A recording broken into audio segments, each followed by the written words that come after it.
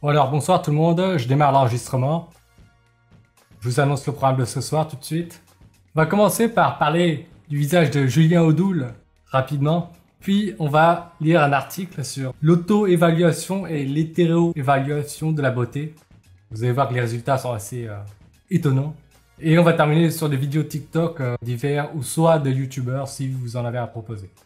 Ou soit je vais en proposer mais je vais les découvrir en même temps que vous, ok? Julien Audoul, une seconde. On va commencer tout de suite par lui. Bonjour Makousser, Crayodo, Aldarov et à tous les autres. Allez, on va commencer. Julien Audoul, pour le présenter rapidement, c'est un homme politique français, actuellement député au Rassemblement National. Mais avant ça, il me semble qu'il a été chez le PS, l'UDI et plein d'autres groupes politiques. Mais bon, c'est pas le sujet de ça. Julien Audoul, actuellement, je crois qu'il a dans la quarantaine. Attendez, on va vérifier. Il a 39 ans. Fin de la trentaine, début de la quarantaine.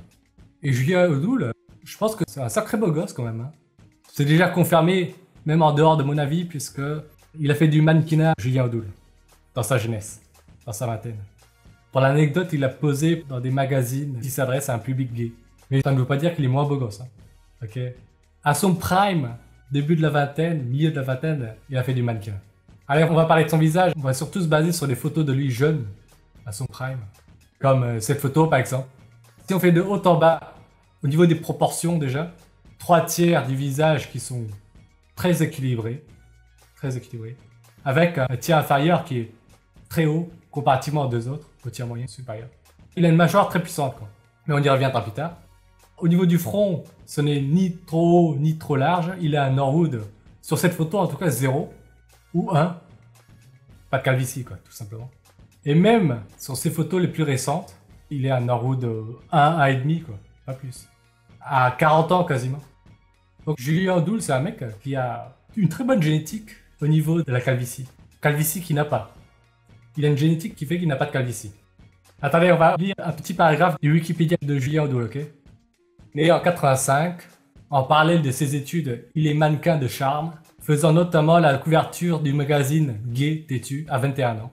Et d'un magazine allemand Gab, et apparaît dans une vidéo érotique médiatisée par le Canard enchaîné en 2021. Ah, c'est un peu gosse quoi. Juste une petite parenthèse comme ça. Je vais encore faire un autre aparté. Dans une répartition décile de beauté dans la population générale, il est plus facile de plaire à des hommes homos quand vous êtes un homme qu'à des femmes. Voilà.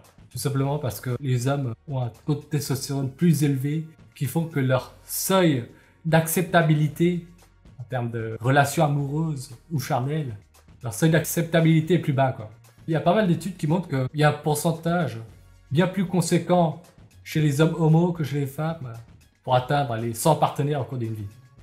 Je donne des nombres hasard, mais par exemple, vous êtes considéré comme beau chez les femmes à partir de...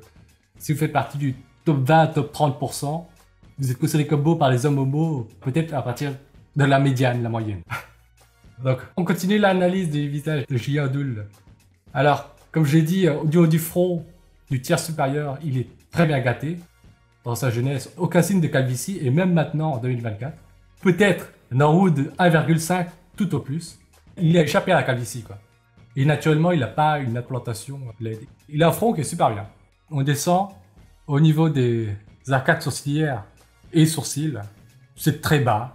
Les arcades sourcilières sont très basses, très larges aussi, et moyennement projetées en avant.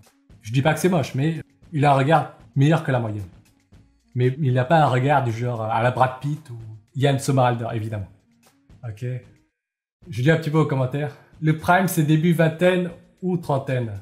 Moi, je dirais que le prime d'un homme, c'est milieu de la vingtaine, en termes de beauté. Ensuite, comme il y a plus de critères qui comptent chez un homme, peut-être fin de la vingtaine, puisque là, vous avez un bon compromis entre statut social, beauté. Voilà, je dirais. Et ensuite, ça dépend comment évolue ton statut social au cours de ta vie, quoi.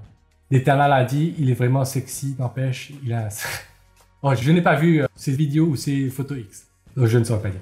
Aldarov, c'est pour ça que le risque de VIH est plus élevé que chez les homos. En partie, physiologiquement, la muqueuse anale est plus perméable à ce genre de choses, à des virus ou des bactéries. Et le fait qu'ils ont un nombre de partenaires plus élevé contribue aussi. Donc, c'est une question de quantité au niveau du nombre de partenaires, mais aussi une question de qualité puisque la muqueuse anale est plus perméable. Dana a dit, sur Grindr, 500 messages en quelques heures, sur Tinder, 10 messages en une semaine.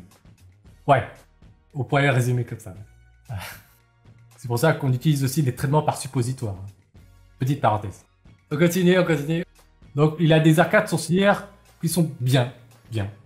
Moins bien que Yann Sommerhalder ou Brad Pitt, mais qui sont très bien, quoi. Et les sourcils aussi sont fournis. Masculinement fournis. Ok. On descend un petit peu. Il a une forme de yeux en amande, allongé dans un plan horizontal. Ce qui traduit qu'ils sont en fait compressés par le haut, par les arcades sourcilières, et par le bas, par tout ce qui est un support osseux et graisseux, de tout ce qui est maxillaire, arcades zygomatiques, pommettes, quoi. C'est très bien. Inclinaison caudale positive, les yeux horizontalement allongés. Il a de beaux yeux dans sa jeunesse. On remarquera qu'en vieillissant, là, on peut voir qu'il a des sourcils qui sont orientés de l'extérieur vers l'intérieur, mais aussi du haut vers le bas, quoi. Avec l'âge, c'est une parenthèse qui s'applique à tout le monde, on a les queues des sourcils, la partie externe des sourcils qui tombe avec les tissus qui se relâchent tout simplement. Là, il a des sourcils qui sont un petit peu en V, si vous voulez. Et avec l'âge, ils deviennent des sourcils horizontaux. Je vous montre d'autres photos. Voilà, il se rapproche de la quarantaine. Il a la partie extérieure des sourcils qui descendent. D'ailleurs, ça concerne aussi les femmes qui, vers la trentaine, quarantaine, ont recours à des liftings de la queue des sourcils pour les remonter, quoi. Il y a les sourcils qui descendent, la partie externe, mais il y a aussi les paupières qui retombent.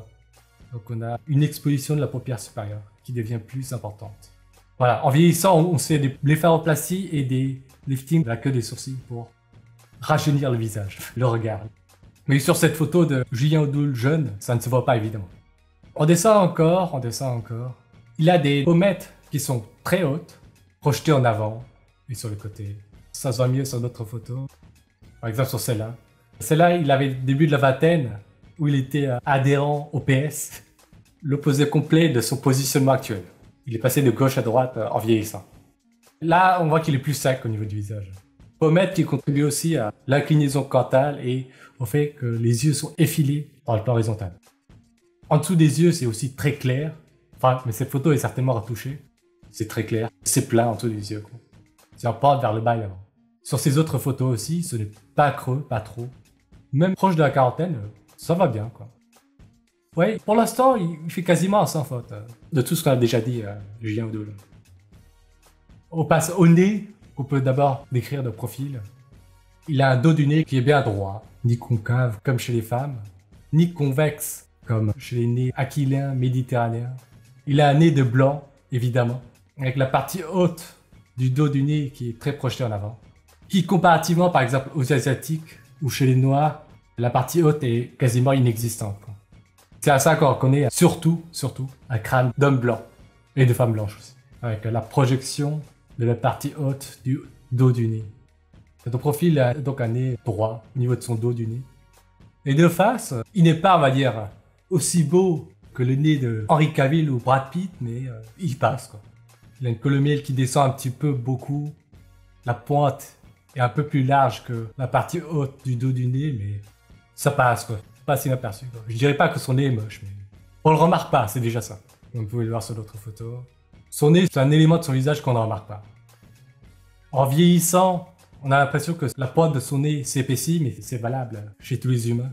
Et la columielle aussi, qui a peut-être tendance à descendre. La columielle et la pointe qui commencent à descendre. En vieillissant. Quand il était jeune, son nez était moins volumineux. On descend encore. Il n'a pas des lèvres fines.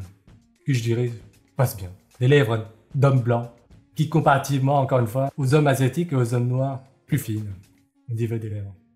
Mais c'est aussi valable chez les femmes. Mais je dirais pas qu'il a des lèvres trop fines. Et enfin, les tiers inférieurs, donc sa mâchoire, qui est très très masculine.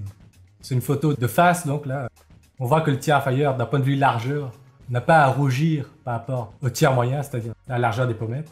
Il a les 3 tiers du visage à quasiment la même largeur. Évidemment, il y a la barbe sur les photos les plus récentes qui accentue sa jawline, qui est déjà très remarquable, même lorsqu'il est rasé. On voit les gognons de face et de profil, suivant son body fat évidemment.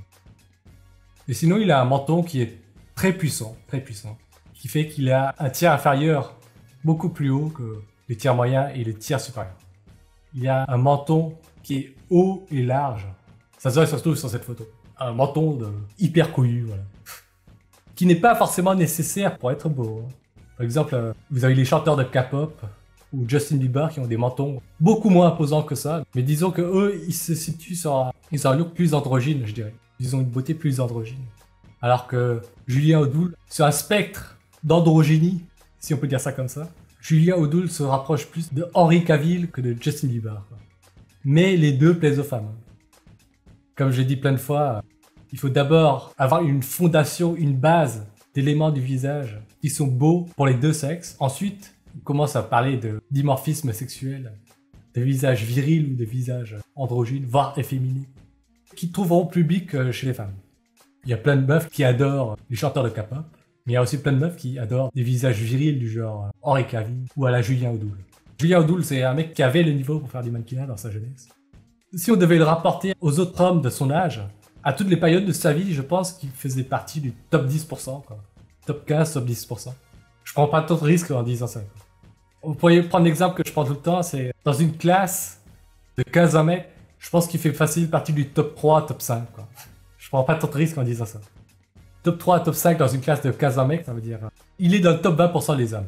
En termes de visage seulement. Parce qu'il me semble qu'il est... Je n'ai pas de taille exacte, mais il me semble qu'il est pas super grand. Sur une photo comme ça, on peut deviner qu'il fait 15-20 cm de moins que Jordan Bardella. Je ne connais pas la taille de Jordan Bardella, ni la taille de Julien Audoul. Il y a bien une différence de 15-20 cm, donc si on suppose que Jordan Bardella fait 1m90, si on suppose, Julien Audoul, il doit faire 1m75, je pense, un truc comme ça. Mais c'est surtout au niveau de son visage que Julien Audoul domine la majorité des hommes. C'est surtout son visage qui lui a permis de faire du mannequinat dans sa jeunesse. Voilà. Donc c'est fini pour cette partie d'analyse de visage. On va passer à la suite si ça vous dit. Est-ce que vous avez d'autres choses à dire sur Julien Audoul? On va passer en revue toutes ces photos.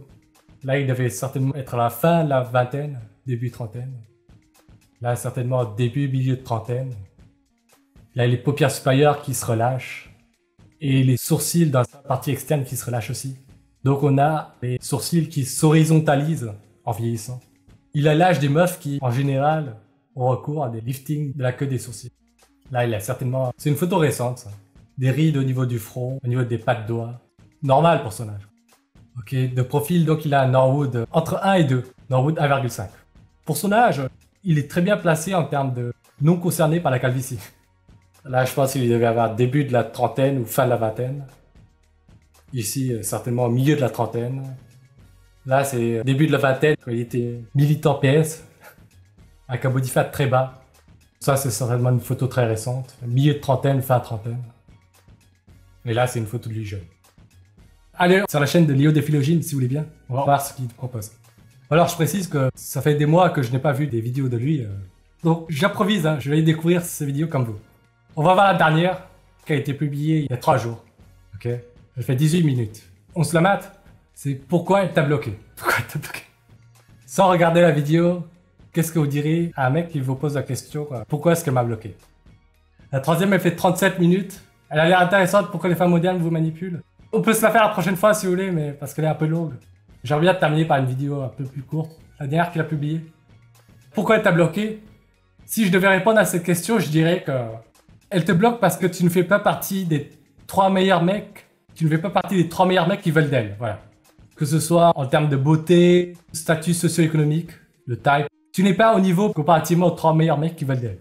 Tu es peut-être 4e, 5e, voire 10e dans cette compétition pour la même meuf. Je n'ai pas encore vu la vidéo, mais c'est la réponse que je donnerai à la question formulée dans le titre. Allez, on va la voir. Pourquoi elle t'a bloqué? Dans cette vidéo, on va étudier tous les cas de figure possibles pour que vous ayez, d'ici la fin de cette vidéo, une réponse claire et précise à savoir pourquoi cette femme vous a bloqué. Vous verrez que dans certains cas, ça peut être une forme de mépris, d'indifférence, mais dans certains cas, ça peut être aussi un énorme signe d'intérêt. Allez, on va se le faire dans l'ordre chronologique. Donc, premier cas de figure, l'approche. Vous avez rencontré une femme en journée, dans votre quotidien, ou alors en soirée, en boîte de nuit. Vous avez fait une rencontre physique, une rencontre réelle, à la plage en ce moment, avec les beaux jours. Vous avez pris son numéro, et le moment où vous vouliez la recontacter, boum. Écran bloqué, vous êtes bloqué. Vous pouvez pas la recontacter. Vous vous dites, merde, je comprends pas, elle m'a donné son numéro. Pourquoi elle m'a donné son numéro? C'est pour me bloquer derrière. Parce que elle voulait se débarrasser de vous. Elle savait pas comment. Voilà. Je vais être un peu cash des fois dans cette vidéo, mais là c'est de l'indifférence pure. Elle n'était pas intéressée par vous. Dès les premières secondes de l'interaction, dès les premières minutes, vous auriez pu le voir. Voilà. Donc dans le premier cas de figure, c'est de l'indifférence. Et de toute évidence, il y a eu une erreur qui s'est produite de votre côté. Peut-être qu'elle donne un numéro, ou un faux numéro même, juste pour t'arrêter de la faire chier entre quatre yeux, quoi. Et si c'est ce cas-là, c'est peut-être parce que t'es bien là en dessous, tu ne tiens pas la comparaison par rapport aux 3 meilleurs mecs qui veulent d'elle. Tout simplement. Allez, on va continuer la vidéo. Lors de la première impression. Vous n'avez pas su renvoyer une bonne première impression. Et là, dans ces cas-là, il faut travailler votre apparence. Il faut travailler votre créativité. Il faut travailler potentiellement votre estime de vous, votre confiance en vous, le niveau de stress. Il peut y avoir plein de choses à travailler. Mais en tout cas, la première impression n'était pas bonne, donc la femme a voulu mettre fin à l'interaction, généralement assez rapidement, en vous donnant son numéro pour se débarrasser de vous. Est-ce que le manque de créativité, le manque de confiance en soi, peut vraiment être ce qu'on appelle un turn-off, un tue-l'amour pour une fille qui vous voit pour la première fois d'aborder? Franchement, j'en suis pas sûr. Hein. Il y avait une vidéo que j'avais publiée quelques mois déjà. Je vais vous la montrer, elle dure 30 secondes. Bonjour, excusez-moi de vous déranger. J'ai pas pu m'empêcher de vous regarder, vous avez tellement un joli sourire que là dans ma tête j'avais juste l'idée de vous inviter à boire un verre. Alors je sais, vous allez me répondre non, mais rien ne vaut que d'essayer en fait. C'est bien d'essayer. Après, si je peux te donner un conseil, du coup, en effet, c'est non, mais je vais expliquer pourquoi. En fait, déjà, mon conseil, un petit conseil de drague. Quand tu dragues une fille, pour moi, c'est important de ne pas tout de suite l'inviter, parce que déjà, tu lui as à peine parlé, donc elle t'a à peine, tu vois, parlé, elle ne s'est pas quittée, elle ne sait pas pourquoi elle veut s'intéresser à toi. Je pense déjà c'est un peu mieux de poser des questions, faire un petit peu de conversation avant de direct l'appeler. Est-ce que ça te parle? Oui. Ouais. Et du coup, c'est normal, désolé. Et est-ce que l'approche de la cigarette, parce qu'il y a un ami qui m'a dit quelque chose, demander une cigarette à quelqu'un, engendre une conversation? Est-ce que ça marche?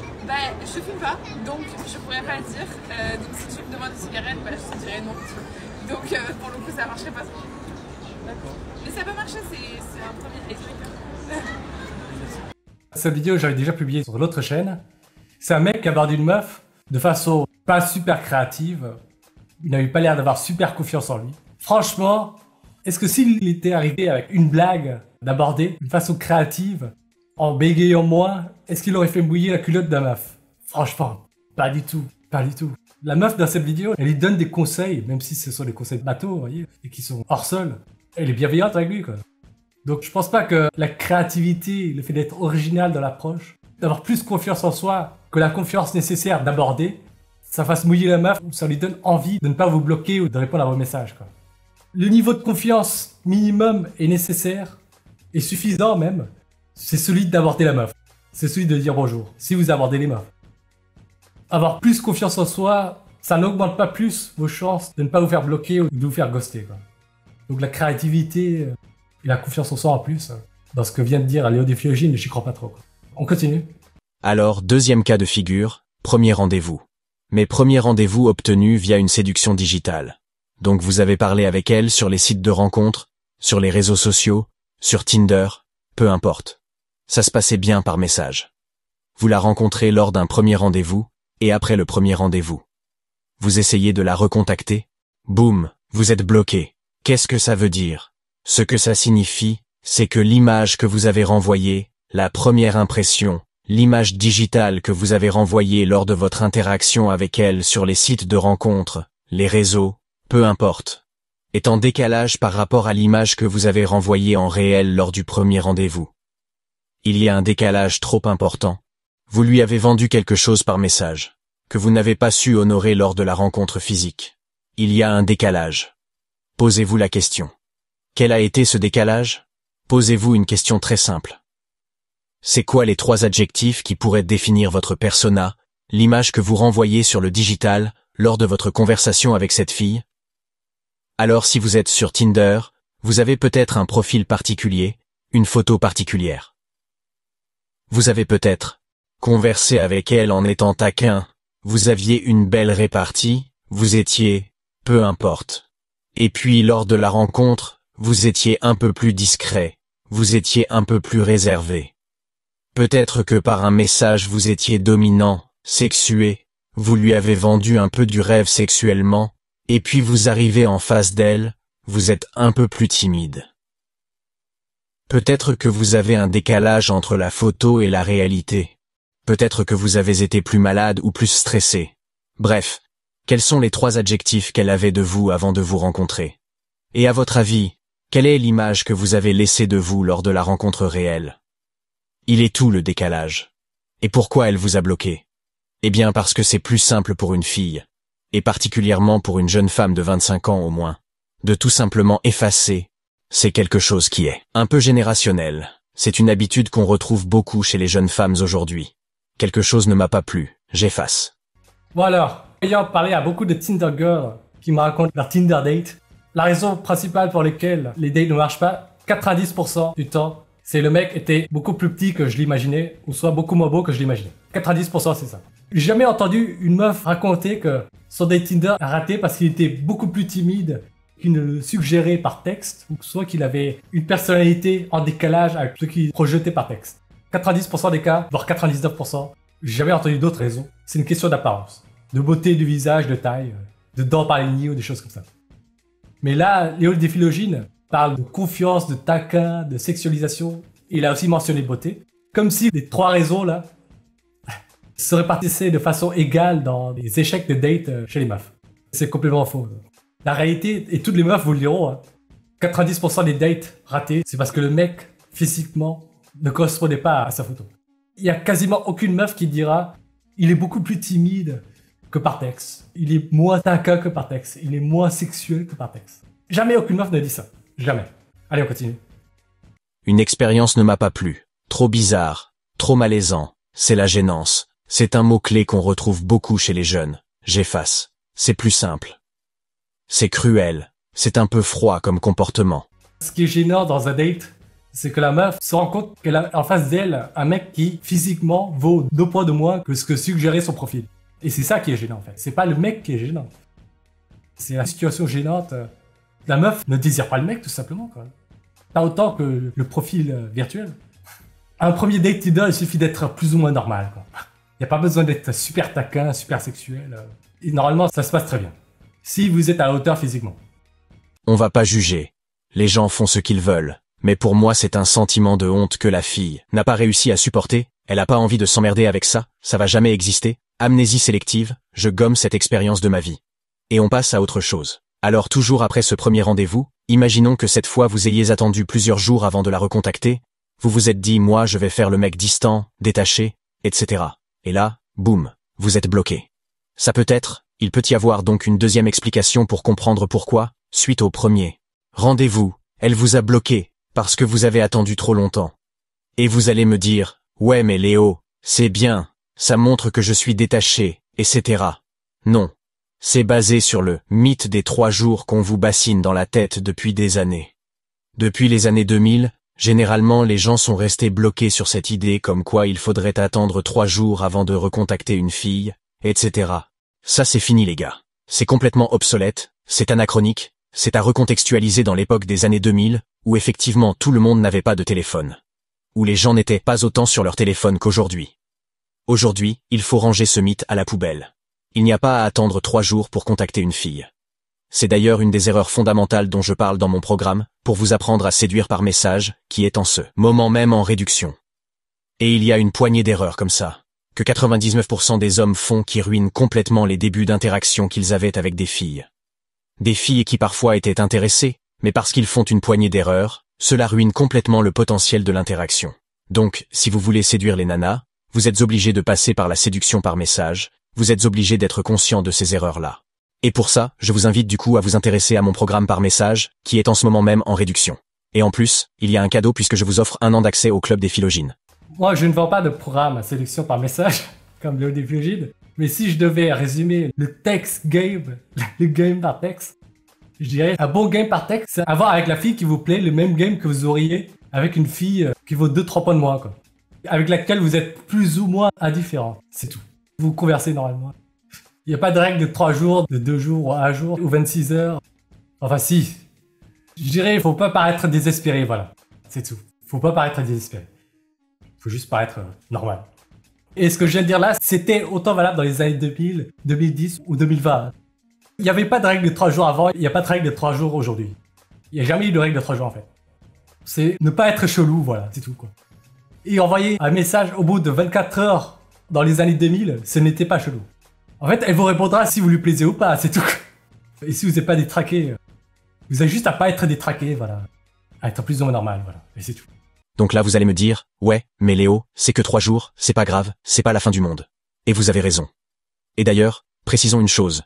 C'est pas parce que vous mettez 3 jours à contacter une fille suite à un premier rendez-vous sur les sites et les applis, qu'elle va vous bloquer. C'est l'inverse. Une femme vous a bloqué. On essaye de comprendre pourquoi. On pose des hypothèses. Et là, il y a une hypothèse, un schéma récurrent. C'est l'orgueil. L'orgueil féminin. Il y a un sentiment derrière qui est l'orgueil féminin. Beaucoup de femmes, surtout les jeunes femmes, ont beaucoup trop d'ego. Et pour pas mal de femmes, un temps trop long pour la recontacter va être considéré soit comme une hésitation. Le mec il est hésitant. Il sait pas ce qu'il veut. Il est indécis. Ça m'intéresse pas. Soit comme un manque d'intérêt. Et une femme orgueilleuse se dirait, ah bah moi s'il est pas à fond c'est mort, je passe à autre chose.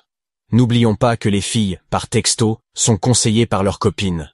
Quand vous communiquez avec une femme, vous avez toute une équipe de gonzesses avec qui vous parlez. Vous n'êtes pas en train de parler à une seule femme. Beaucoup de femmes vont être conseillées par leurs copines qui peuvent leur dire « Attends, il a mis 3 jours à te recontacter, c'est mort, le mec il est pas intéressé, tu passes à autre chose, next, boum.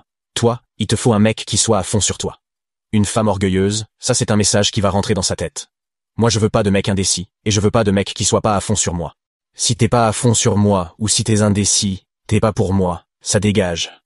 Bon. Dans cette vidéo, ça ne parle jamais de ce que vaut le mec en fait, comparativement aux autres hommes qui veulent aussi de la meuf. C'est vrai que les meufs parlent beaucoup de leurs prétendants à leur copine, mais par exemple si c'est le plus beau mec de la classe ou le plus beau mec du lycée ou de la fac qui contacte après 3 jours, après 4 jours même, la meuf, il y a toute l'équipe de meufs qui font la fête quoi. Il n'y a pas de question d'ego. Franchement ça coûte peut-être pour... C'est peut-être le cas pour, allez, on va dire 10% des text games qui marchent pas quoi, des blocages. Ce serait une question d'ego, mais 90% des cas c'est... Tu plais pas à la meuf, c'est pour ça qu'elle te bloque. 10% des cas, elle te bloque par question d'ego, peut-être parce que tu mets 3 jours. Et encore, j'ai jamais entendu ce cas-là. J'ai jamais entendu de meuf parler de ça, quoi. Je sais pas vous, mais dans le réseau pour lesquels une meuf te bloque, l'ego, ça compte pour moins de 10% des cas. Allez, on continue. Maintenant, vous avez été quasiment jusqu'au stade du câlin pour adultes. Et là vous comprenez pas, vous avez bloqué. Vous avez été chez une fille, vous l'avez amenée chez vous, vous avez fait les préliminaires, vous avez potentiellement dormi ensemble, vous avez passé une nuit ensemble, mais vous n'avez pas couché ensemble. Et là, le lendemain, quand vous leur contactez, vous ne comprenez pas pourquoi vous êtes bloqué. Plus de réponse. Qu'est-ce qui s'est passé? Alors ça, c'est un cas de figure très intéressant qui doit m'être rapporté au moins une fois par mois dans le club des philogines. C'est une étude de cas récurrente, celle que j'appelle le point de non-retour. Vous avez été jusqu'au point de non-retour, à partir du moment où la fille vous a fait comprendre qu'elle voulait coucher avec vous, explicitement ou implicitement, mais vous n'avez pas été jusqu'au bout. Ce cas de figure-là existe, quand tu baisses pas la meuf alors qu'elle voulait clairement de toi. Et ça, c'est moins de 5% des raisons de blocage, quoi. Peut-être que là, il y a des mecs qui interprètent mal, hein, du genre... 95% des cas, c'est tu plaisais pas à la meuf, tout simplement. Et ça, pour beaucoup de femmes, c'est très mal vécu. Pourquoi? À partir du moment où une femme vous a fait comprendre qu'elle voulait coucher avec vous, à partir du moment où elle considère qu'elle vous a ouvert les portes, qu'elle a ouvert les portes de la forteresse, mais que vous n'êtes pas allé jusqu'au bout, c'est vécu comme une humiliation. C'est vécu comme un rejet. Et donc comme une humiliation que vous n'ayez pas honoré sa proposition. Et cette humiliation-là, pour ne pas la garder au fond de moi, je vais la gommer. Un peu ce qu'on a vu tout à l'heure, cette amnésie sélective, je gomme cette expérience, elle n'a jamais existé. Si je te bloque, ça n'a jamais existé, donc je ne porterai pas l'humiliation avec moi. Ce rejet n'a jamais existé. Je ne vais pas venir gonfler mon body count, et donc ternir la perception de pureté que j'ai à mes propres yeux, pour une sorte d'embryon d'expérience sexuelle, qui n'a jamais vraiment abouti, ou je me suis ouvert à toi mais t'as pas voulu jusqu'au bout. Encore une fois, je dis que c'est vécu comme tel par la fille, je dis pas que c'est réellement un rejet, mais elle l'a vécu comme un rejet. Et ce rejet-là, on n'a pas envie de le garder en tête. Et on a encore moins envie qu'il vienne gonfler le nombre de partenaires sexuels, et donc venir ternir la perception de pureté. Donc ça dégage. J'ai mis énormément de temps à comprendre ça. C'est une étude de cas qui m'a été souvent soumise.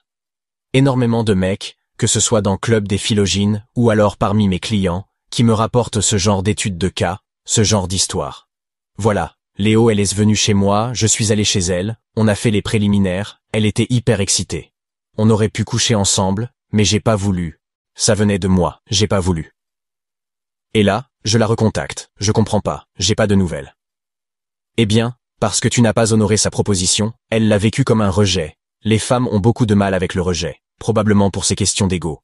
Et donc elles préfèrent faire disparaître cette expérience. Cette expérience n'a jamais existé. Messieurs, si vous vous sentez concernés par ça, ou même mesdames, n'hésitez pas à nous raconter. Alors messieurs, racontez-nous vos anecdotes de la sorte, si ça vous est déjà arrivé, dites-nous si vous avez compris des choses aujourd'hui. Et mesdames, dites-nous si vous êtes capables un petit peu de conscientiser ça, ce que vous en pensez. Votre retour est hyper intéressant, vraiment. Je lis vos commentaires et j'y réponds. Autre cas de figure, vous êtes en début de relation avec une fille, vous avez potentiellement couché avec elle ou pas. En tout cas, son désir pour vous est relativement fort. Elle vous a envoyé des signes d'intérêt, mais vous ne les avez peut-être pas vus, parce que là, on a affaire plutôt à une jeune femme, sur la technique qu'on va voir là tout de suite. Encore une fois, c'est très génération Z. Très influencé par toute cette nouvelle vague de techniques de séduction offertes aux femmes qu'on voit beaucoup sur TikTok, à base de chaud-froid, de blocage, etc. Et, bon, justement, c'est le blocage, donc elle vous a bloqué pour éveiller en vous un désir pour vous faire réagir. Moi je vois soit une stratégie de séduction qu'elle a pompée sur TikTok sur les vidéos de drague pour femmes, soit une équipe de gonzesses derrière elle, une équipe de copines qui lui dit « Vas-y ma chérie, t'inquiète, s'il tenait vraiment à toi, il trouverait un moyen de te recontacter, il trouverait un moyen détourné, de reprendre contact avec toi, etc. » Oh putain, il y a combien de meufs qui raisonnent comme ça? Franchement, je connais aucune meuf qui manipule des mecs de la sorte, quoi. Pour moi, quasiment, ça n'existe pas. Soit t'es dans les 3 meilleurs mecs qui sont dans son viseur, ou soit tu n'en fais pas partie, quoi. Et si t'en fais pas partie, elle va te bloquer, tout simplement. C'est juste ça, quoi. Des meufs qui réfléchissent à « je vais le faire courir en le bloquant volontairement », finesse, mais ça représente combien de cas de figure, ça? Des cas de blocage. Moi, je ne sais pas, j'ai pas d'études, mais pour moi, c'est clairement très peu. Hein. Mon intuition, moi. Je sais pas ce que vous en pensez, mais... Voilà donc ça témoigne d'un intérêt certain pour vous, d'un esprit un petit peu névrosé. Et détraqué, donc à vous de voir, mais la fille est clairement à fond sur vous. En fait, ça, c'est une hypothèse qu'il formule. Mais si ça se trouve, tout simplement, elle te bloque parce que tu l'intéresses pas, quoi. Il interprète ça comme si c'était la meuf qui joue à Hard to Get volontairement, mais on n'en a aucune preuve qu'elle joue à Hard to Get. C'est, je pense, se rassurer pour éviter de se dire qu'elle voulait pas de moi, tout simplement. Donc là, en se disant c'est elle qui est un peu machiavélique, entre guillemets, c'est ne pas remettre en question ce qu'on vaut par rapport au concurrent. On se dit c'est elle qui est un peu chelou, ce n'est pas moi qui vaut pas assez. C'est une manière de détourner les yeux de la réalité, quoi. Je pense. De ne pas se poser la question qu'est-ce que je vaux par rapport aux 3 meilleurs mecs qui veulent d'elle. Est-ce que j'en fais partie? Et ça c'est un problème que les filles ont beaucoup aussi en ce moment, je parle particulièrement des jeunes femmes. C'est qu'à force d'appliquer leurs techniques de chaud-froid et toutes leurs techniques de séduction pour vous rendre plus accro par message. Le problème c'est qu'elles finissent par faire n'importe quoi, et les mecs finissent par se détourner d'elles. Donc c'est à double tranchant ce genre de technique, je ne suis pas sûr que ce soit une très bonne solution. Je me demande s'il a des stats sur 100 femmes de la population générale, combien utilisent les techniques de chaud-froid dont il parle, franchement. Je suis pas sûr qu'il y en ait beaucoup, hein. Je ne sais pas. C'est peut-être le cercle social dépendant, peut-être que j'ai un biais de sélection, mais moi j'en connais quasiment pas, quoi. À la limite, le chaud-froid, c'est ne pas répondre dans la journée, quoi. Mais au moins de 24-48 heures, tous les meufs répondent, quoi. Si elles sont intéressées par toi. Maintenant on attaque le blocage le plus chaud. On a vu des blocages jusqu'alors qui étaient relativement froids. C'est-à-dire soit qui témoignaient d'une certaine indifférence, ou alors d'un certain mépris à votre égard, ou qui étaient calculés comme le dernier qu'on vient de voir. Là, c'est un blocage qui est impulsif. C'est le blocage du cri de colère. Vous venez d'avoir un drama, tous les deux, et non pas une embrouille. Regarde, j'ai fait une vidéo là-dessus pour distinguer les deux. Elle a tapé un drama, il y a eu une crise, il y a eu une dispute entre vous deux. Et la dispute s'est terminée par quelque chose de brutal, elle vous a bloqué. Et cette femme-là, elle a misé beaucoup sur la relation, elle a beaucoup d'espoir, elle a beaucoup d'attentes sur vous, parce qu'elle tient à vous, parce que vous êtes son numéro 1 en ce moment.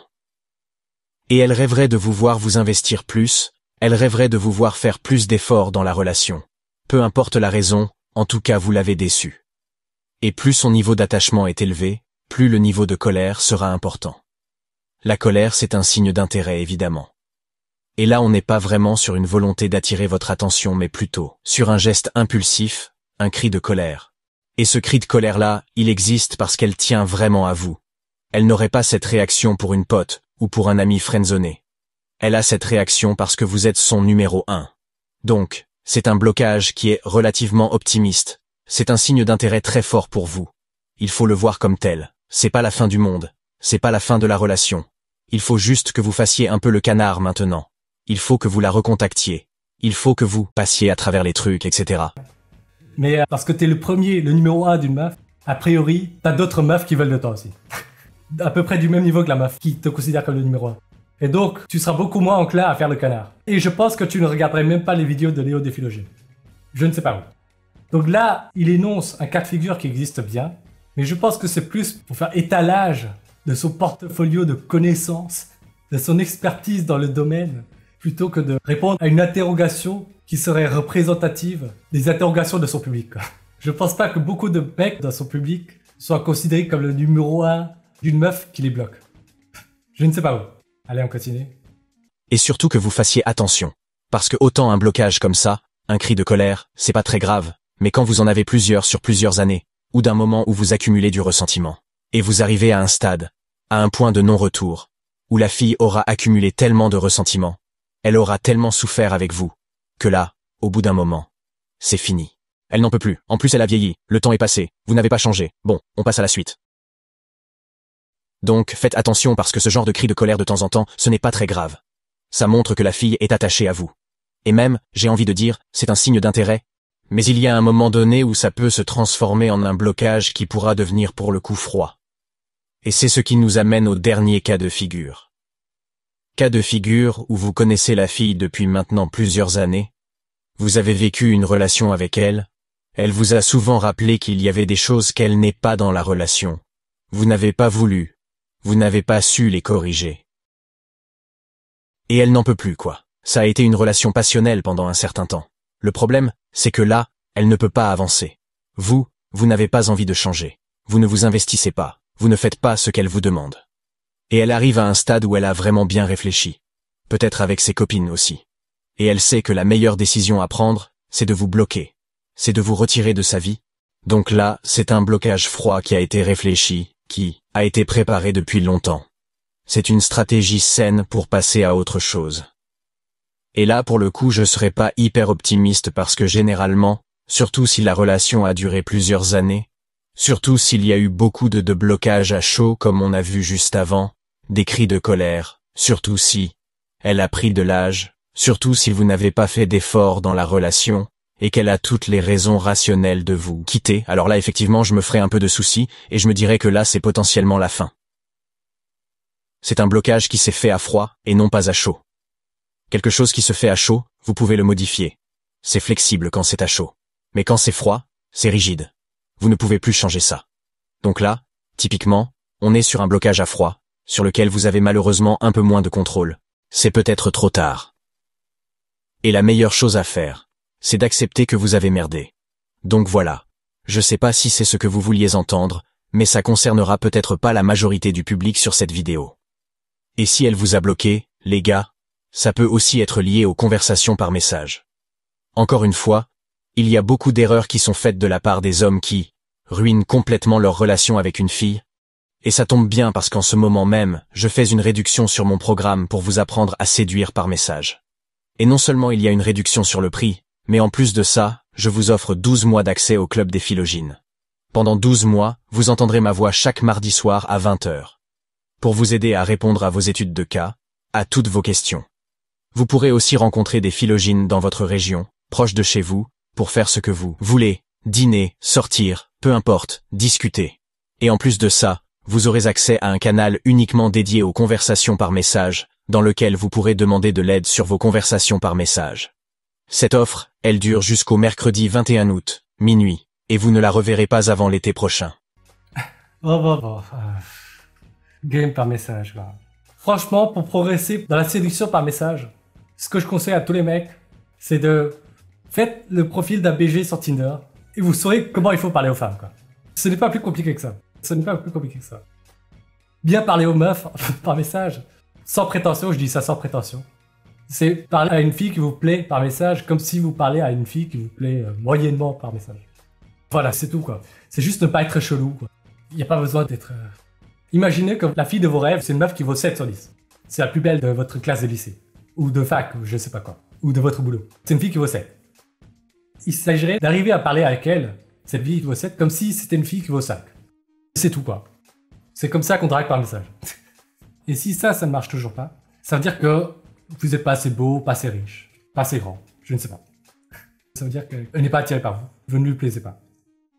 Franchement, le meilleur moyen de progresser par texte, dans le text game, c'est de faire un profil Tinder où vous êtes un mec beau gosse.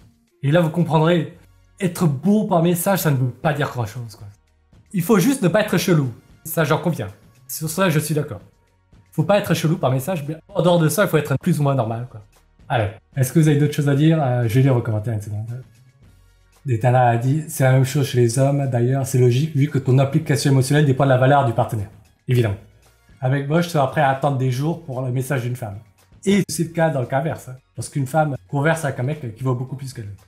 Bloqué pour pas avoir trempé le biscuit, c'est combien de personnes? Oui. Sur 104 blocages, ça compte pour pas beaucoup. Et je pense pas que ça compte pour beaucoup de mecs dans son public. Il fait passer les femmes pour des êtres surdéveloppés, un peu comme les influenceurs muscu, qui pensent détenir une science. Il faut 47 secondes de repos entre les scènes. Exactement. Il complexifie la chose. Surtout que les femmes ont les mêmes comportements que les hommes en termes de drague et de séduction, ou cherchent à avoir le meilleur possible. Pas besoin de s'embêter avec des théories fameuses. Là, par contre, c'est un peu plus plausible. Le dernier cas, oui, il est plausible, évidemment. C'est comme Jennifer Aniston qui bloque Brad Pitt parce que Brad Pitt ne la respecte pas du tout, quoi, par rapport à ce qu'elle fait pour lui. Mais bon, mais ça, c'est pour étaler un cas de figure, pour étaler son savoir, quoi, pour faire vitrine, c'est tout. Mais je pense que ça concerne pas les interrogations de son public. Il m'a écrit « Aïe, plutôt un équilibre chimique et dépendant des possibilités ». C'est tout ce que j'avais à dire sur cette vidéo de Léo des Philogines. 90% des cas, si une meuf vous bloque, 90% des cas de blocage. Si c'est après un rendez-vous Tinder, je dirais même quasiment 100% des cas, vous n'êtes pas assez beau par rapport à la concurrence. Je n'ai encore jamais entendu une meuf qui dit c'est parce qu'il était pas aussi taquin qu'en message, parce qu'il était plus timide qu'en message. J'ai jamais entendu une meuf dire ça. Le reste des cas sont anecdotiques, quoi. Et je pense pas que ça concerne son public.